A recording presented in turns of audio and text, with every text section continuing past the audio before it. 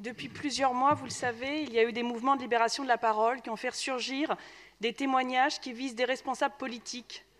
À Paris, 3 élus ont été dénoncés en quelques mois. 3 élus en 6 mois, ce n'est pas rien. Et il est apparu à la faveur de ces témoignages que des élus qui se disent féministes dans cet hémicycle ont d'abord eu des réflexes d'autodéfense de leur groupe politique plutôt que de protection de la parole des victimes. En fait, quand les témoignages sont anonymes sur les réseaux sociaux, alors là, vous êtes tous MeToo, MeToo inceste, MeToo gay, enfin tout. Et puis quand ces témoignages ils ciblent des élus de votre majorité, ces mêmes élus que vous êtes crient à la présomption d'innocence et à la tentative de déstabilisation. Ces élus, ils nient le risque d'abus de pouvoir qui est propre au monde politique. Parce que qu'est-ce que c'est le monde politique?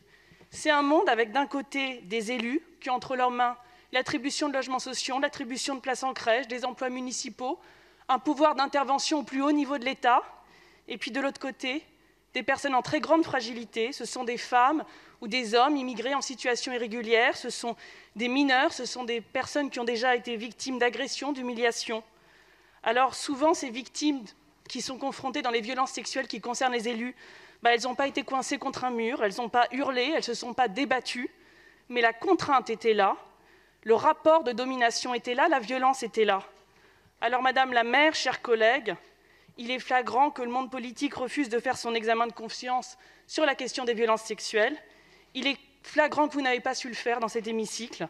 C'est pourquoi je demande, puisque vous n'êtes pas capable de vous autoréguler, qu'on crée une commission indépendante qui travaille de manière indépendante à la lutte contre les violences sexistes et sexuelles, parce que, admettez-le, le monde politique est un milieu de pouvoir où il y aura toujours par essence un risque d'abus de pouvoir et un risque de sentiment d'impunité. Cette commission, ce ne serait qu'un premier pas, mais je crois que ce serait un pas symbolique, aussi au niveau national, et la politique, elle est aussi affaire de symboles. Je vous remercie.